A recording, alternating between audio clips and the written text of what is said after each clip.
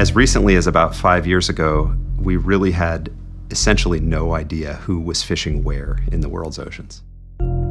Many of the world's fishing vessels are required to transmit their positions, but actually that's a choice that a captain makes. So while he's required to keep it on, he can flip that thing off. And so we think of these vessels as the dark fleet.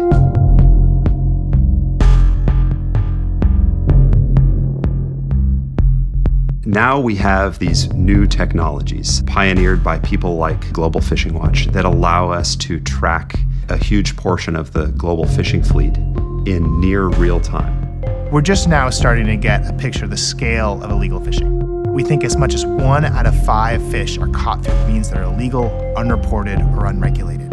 You know, if a fishing vessel doesn't think it's being monitored, it can fish inside a marine reserve. It could sneak into another country's waters that are known to be not policed very extensively. Once you illuminate that kind of fishing activity, it completely flips those incentives. Historically, people could fish wherever they want and not have to be accountable.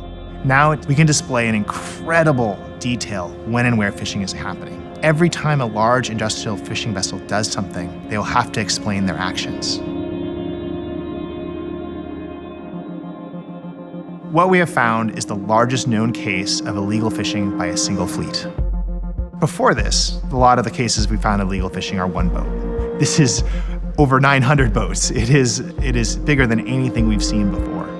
Over 200,000 tons of fish worth over $500 million was caught by the Chinese fleet operating in North Korean waters. This is a flagrant violation of UN sanctions, and I think the reason it happened is because no one thought anyone was watching. Now you might think, well, why would these vessels be transmitting signals if they're illegally fishing? Why don't they just go dark?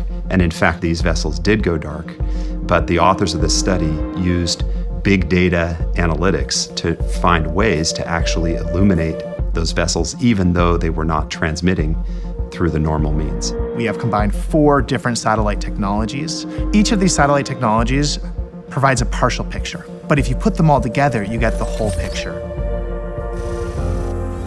None of these technologies is new. What's new is the scale we're using them at, and the fact that we've combined them all to tell the whole picture. Good information can help change policy. If we provide information about what is actually happening in the world's fisheries, and this is information all sides can agree on and trust, that maybe they can reach an agreement on how to manage the waters. The ocean is enormous, but it's also very fragile. We have cut the number of fish in the ocean in half through fishing, and as the ocean continues to warm and change, we're gonna need the best information we have to manage it right. This technology that Global Fishing Watch is developing is really transformative, and what's amazing to me is it's not some war room in New York City with 500 people tracking the global fishing fleet. It's this distributed set of data scientists and engineers in basements all over the world that are doing this stuff. As it becomes clear that we can illuminate these dark fleets, there really is nowhere to hide anymore in the world's oceans. I think this is going to change the world. It changes the way that fishermen are going to behave on the ocean.